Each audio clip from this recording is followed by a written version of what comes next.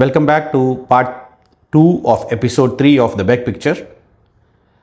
In this part, we talk about two interesting developments. One is the Supreme Court decision on the resolution process of Bhushan Steel and Power Limited, as well as the anti-terror operations, Operation Sindoor of Government of India, and what these two means for markets or investing. So if you look back at IBC, right? IBC is one of the key reforms of this regime. If you go back, when you see, I started my career in 2000 when things were not great, and we had this huge NPL pile-up, and you had multiple attempts where we came with SURF-AC in 2002, and I was part of some of the resolutions back then, and then I was part of a financial institution where they created a stress asset stabilization fund. And after all that lessons learned during those periods, India came up with Insolvency and Bankruptcy Code. It's one of the best legislations. If you have interest in law, if you have interest in bankruptcy, this is something one should read. The Insolvency Bankruptcy Code.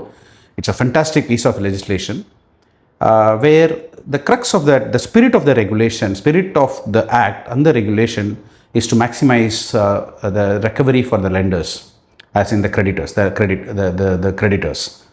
So what has happened is BSPL, Bhushan Steel and Power Limited, was taken over by another steel company, and it's something that happened over the last 3-4 years, and Supreme Court comes out now and says that it should be the resolution process was wrong, it should be annulled and it should be liquidated.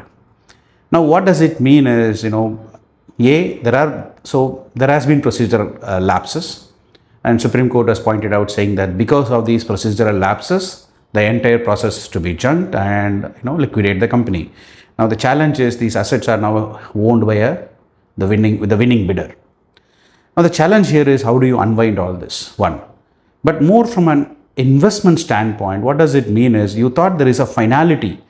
So when you go through this IBC process as a bidder or as an investor, there was finality in the process. Now that's getting questioned. And that is getting questioned after a fairly long time.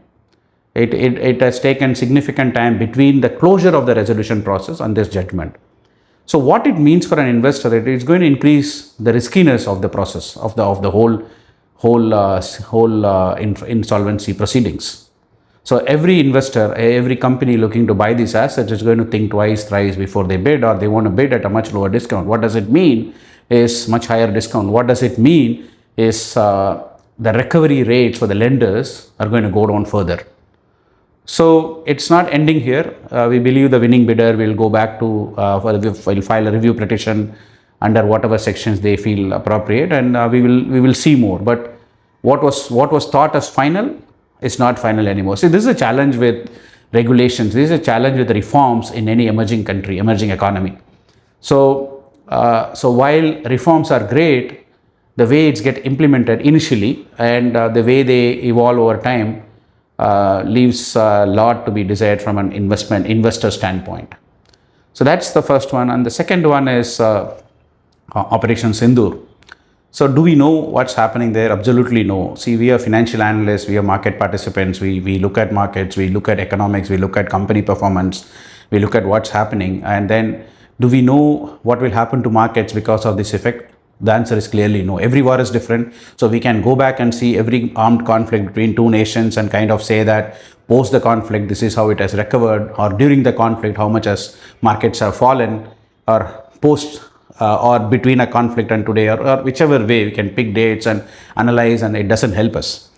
The one thing that we know is that, but we can understand, is the size of the impact on the economy, or whether the economy can actually absorb the impact of this war. See today India is significantly a larger economy. So if you go back, it was Kargil 1999 was the last large scale conflict. It's lasted a few weeks, and today, 25 years down the line, we are a much larger economy. So the ability of India to absorb this and move on is significant compared to what it's been we have had it in the past. So what it means to us is, we are not too worried about it, in the sense that, will there be an impact on markets? We're not too worried about it. And the key thing here is escalations, right? So we do not know where the nuclear thresholds are. So how long, if both the countries are going to escalate, when it's going to end, we have no clues. But what we know is, if it is a conventional conflict, we have the ability, the economy has the ability to absorb and move on and grow. The interesting thing here is the usage of indigenous technologies, which is it is it's like whatever we have seen so far has been under test conditions. Whatever we are seeing is actual war is what is revealing. So this is going to open up a significant opportunity for Indian defense manufacturers in the export markets. Whether we like it or not, war is a big business, and we may be in the crux of where Make in India could really take off from here.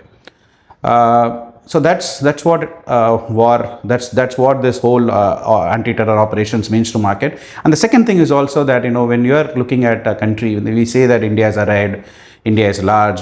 So we have, and historically we have been punching maybe below our weight, or we have not been really punching. And now when you look at the way with the impunity the country has acted, I wouldn't be surprised if on a post-war basis, on a post-conflict basis, we might actually start seeing significant FDI and FAI inflows.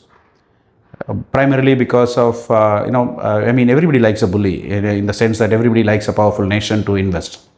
So if India is demonstrating power, it's probably good in the long run. The short run, it has its own repercussions in terms of, unfortunately, loss of life and equipments. But in the long run, this is something that's going to be beneficial for the domestic economy. And we do not know where it would stop. The only thing that helps an investor at this point in time is asset allocation, how you are allocated, so you can remain peacefully. You can remain, you don't need to make course corrections to this event on which we absolutely have no clue on and no control on. Jai Hind.